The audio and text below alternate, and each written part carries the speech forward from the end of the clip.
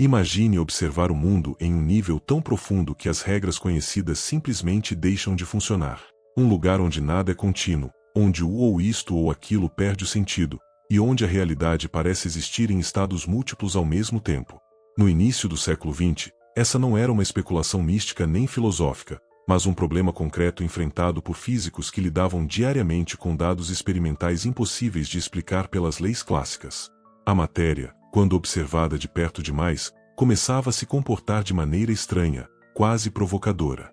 E foi justamente ao tentar entender esse comportamento que um experimento simples em aparência, mas devastador em implicações, mudou para sempre a forma como compreendemos a realidade microscópica. Até aquele momento, a física newtoniana e o eletromagnetismo de Maxwell sustentavam uma visão sólida do universo.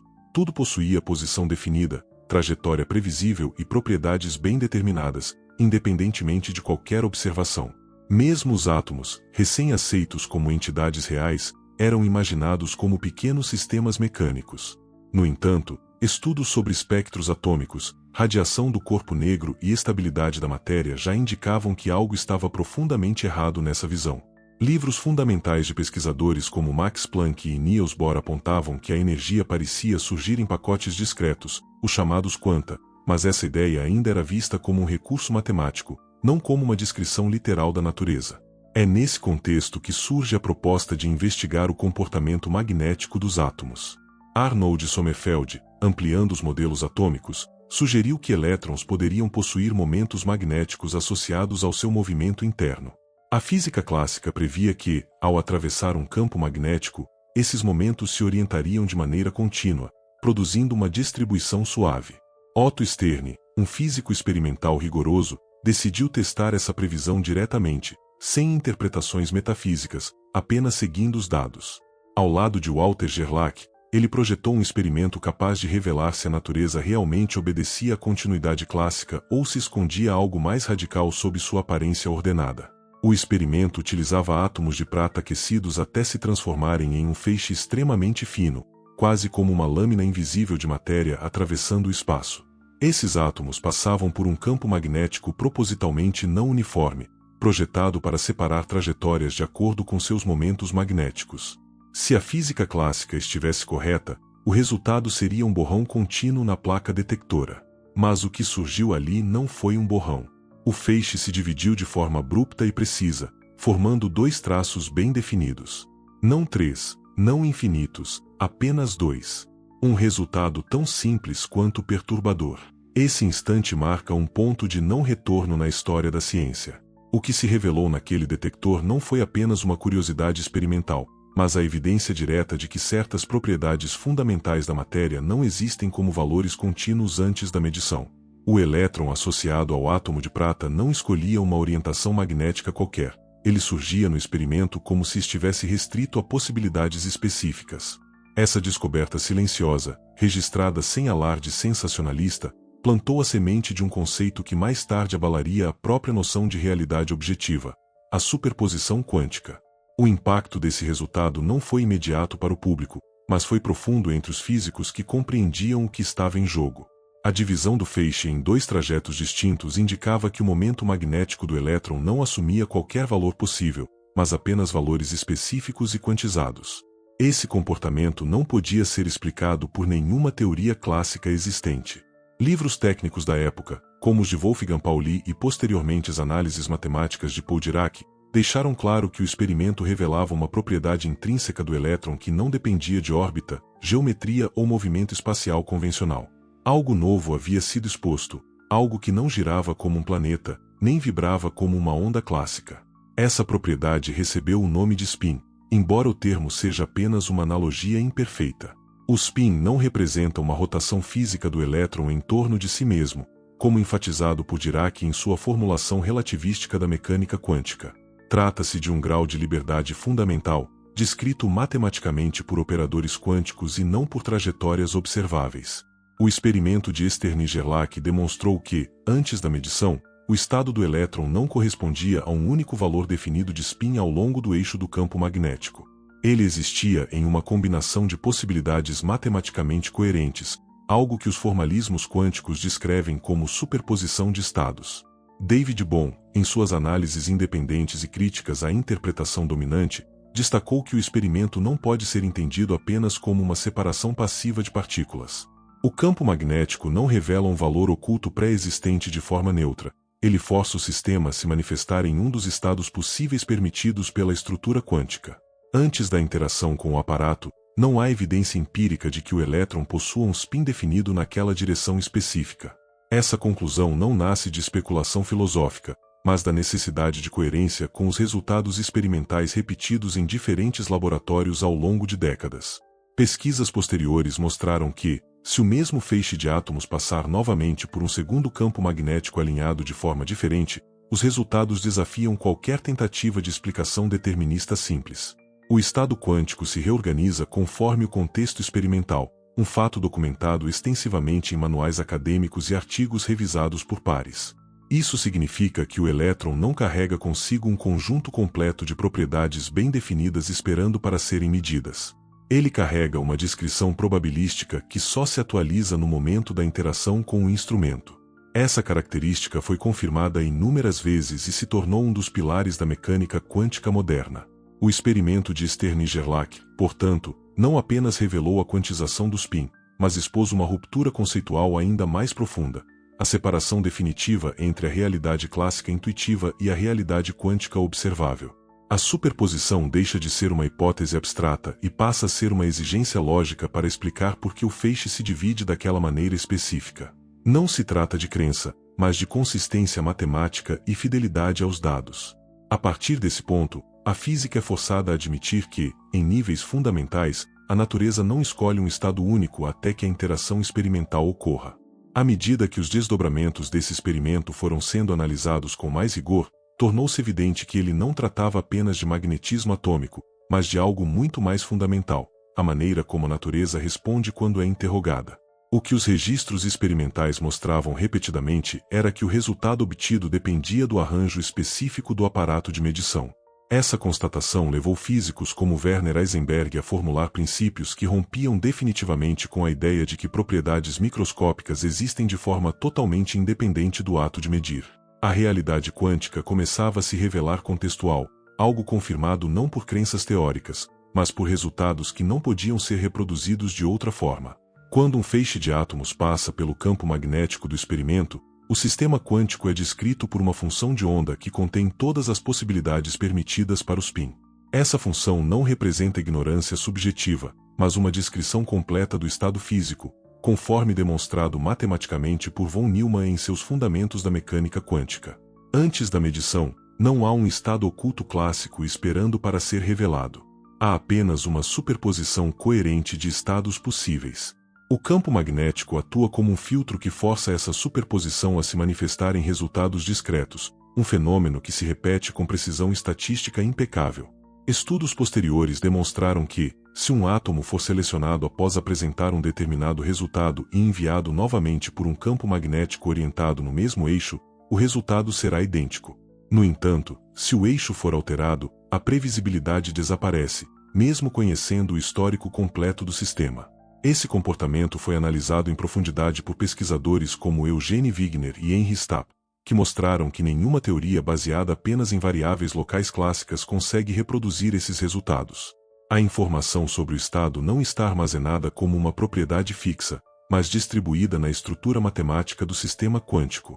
Essas conclusões ganham ainda mais peso quando conectadas aos teoremas desenvolvidos por John Bell. Embora Bell tenha trabalhado décadas depois, seus resultados mostraram que qualquer tentativa de explicar o experimento de Stern-Gerlach por meio de mecanismos deterministas ocultos esbarra em contradições experimentais mensuráveis. Experimentos realizados a partir dos anos 1970 confirmaram essas previsões com alto grau de precisão, reforçando que a superposição não é uma abstração conveniente, mas um aspecto real do funcionamento da natureza. O que se observa no detector é apenas uma atualização pontual de um estado que, até então, não estava restrito a um único resultado. O ponto crucial é que o experimento revela uma realidade que não se encaixa em categorias clássicas como trajetória, orientação fixa ou propriedade intrínseca independente. A superposição surge como uma consequência inevitável da tentativa de descrever o comportamento real da matéria em escala microscópica. Livros de referência em física quântica enfatizam que esse fenômeno não pode ser eliminado sem destruir a coerência interna da teoria.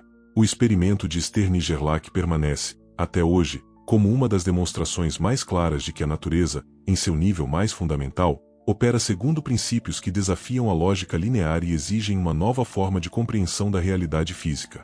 Com o aprofundamento dessas descobertas, o experimento de Stern-Gerlach passou a ser reconhecido como uma das provas mais diretas de que a realidade microscópica não pode ser descrita como uma coleção de objetos com propriedades bem definidas no sentido clássico. O que os dados indicam, de forma consistente e reproduzível, é que o estado quântico contém potencialidades que só se tornam fatos observáveis no momento da interação.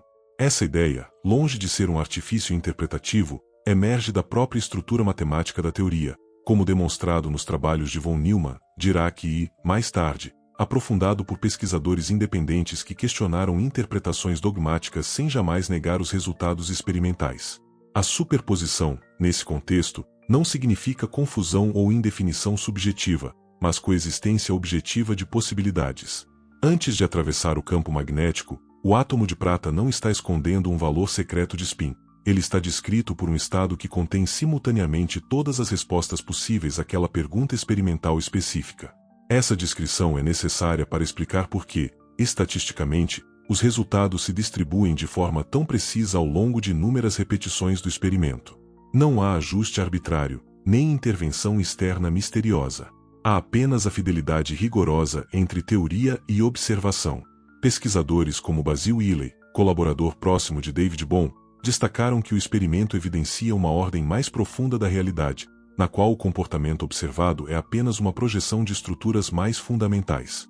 Nessa perspectiva, o campo magnético não cria o resultado, mas atua como um contexto que permite que determinadas possibilidades se expressem.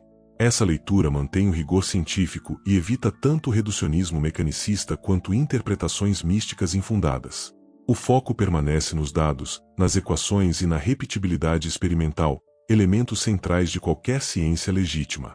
Outro ponto crucial revelado por esse experimento é a limitação da linguagem clássica para descrever fenômenos quânticos. Termos como orientação, trajetória ou valor definido tornam-se inadequados quando aplicados a sistemas que obedecem a princípios não comutativos. Isso não é uma falha da ciência, mas uma indicação de que o nível de realidade investigado exige novas categorias conceituais. A física quântica não nega a realidade. Ela redefine o que pode ser considerado real à luz de evidências experimentais sólidas. Assim, o experimento de Stern-Gerlach permanece atual não apenas como um marco histórico, mas como um lembrete constante de que a natureza não se curva às expectativas humanas. Ele mostra que a superposição não é uma exceção rara, mas um princípio organizador fundamental. Ao revelar que o estado quântico precede qualquer valor observável, esse experimento estabelece as bases para compreensões ainda mais profundas sobre informação, causalidade e o papel do observador, temas que continuam sendo investigados por físicos e pesquisadores comprometidos com a verdade empírica e não com conveniências institucionais. Quando se observa o conjunto completo das evidências acumuladas desde 1922, torna-se impossível tratar o experimento de Stern-Gerlach como apenas uma curiosidade histórica. Ele inaugura uma mudança estrutural na forma como a ciência compreende a realidade física. Ao revelar que propriedades fundamentais não existem como valores definidos antes da interação, o experimento obriga a física a abandonar definitivamente a noção de um mundo microscópico regido pelas mesmas regras intuitivas do cotidiano. Essa conclusão não nasce de interpretações livres, mas de quase um século de replicações, análises matemáticas rigorosas e confirmações experimentais independentes em diferentes contextos e tecnologias.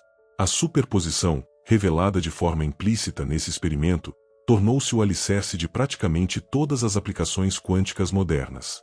Tecnologias como ressonância magnética, relógios atômicos, lasers de precisão e, mais recentemente, a computação quântica, só são possíveis porque a natureza realmente opera nesse regime de estados múltiplos coexistentes. Cada qubit, por exemplo, é uma extensão direta do mesmo princípio demonstrado no feixe de átomos de prata. Antes da medição, o sistema não está restrito a uma única resposta. Isso confirma que a superposição não é um detalhe interpretativo, mas um aspecto funcional e explorável da realidade física. Ao mesmo tempo, o experimento impõe limites claros a narrativas simplificadoras que tentam reduzir a física quântica a metáforas ou crenças pessoais. Pesquisadores sérios sempre enfatizaram que os dados não autorizam extrapolações arbitrárias, mas exigem respeito absoluto à metodologia científica. Stern e Gerlach mostra que a realidade é mais sutil do que o pensamento clássico permite, porém também mais rigorosa do que qualquer interpretação especulativa sem base empírica. A verdade revelada ali não serve a ideologias, instituições ou sistemas de controle. Ela emerge diretamente da interação honesta entre teoria, experimento e observação repetível. Esse experimento também redefine o papel do observador, não como criador subjetivo da realidade, mas como parte integrante do processo físico de interação. O que se mede depende do contexto experimental escolhido, e isso não pode ser ignorado sem violar os próprios resultados obtidos. Essa compreensão, explorada por cientistas como Wigner e aprofundada por estudos contemporâneos em fundamentos da física, aponta para uma realidade onde separações rígidas entre sujeito e objeto deixam de ser absolutas no nível fundamental, sem jamais abandonar o rigor científico. Assim, o nascimento da superposição, revelado silenciosamente no laboratório de Stern e Gerlach, marca o momento em que a ciência é forçada a olhar além das aparências e aceitar que a natureza não é obrigada a ser intuitiva. O universo microscópico não escolhe caminhos únicos até ser interrogado, e essa característica não é uma falha do conhecimento humano, mas uma assinatura profunda da própria realidade. Compreender isso não significa abandonar a razão, mas expandi-la, reconhecendo que a verdade científica, quando seguida até suas últimas consequências, frequentemente nos conduz a um mundo muito mais estranho, e ao mesmo tempo muito mais preciso, do que jamais imaginamos. Se esse conteúdo ampliou a sua visão sobre a realidade, considere se inscrever. Aqui, cada vídeo aprofunda um pouco mais a conexão entre mente, consciência e o próprio tecido do universo. Se isso faz sentido para você, é aqui que você deve estar.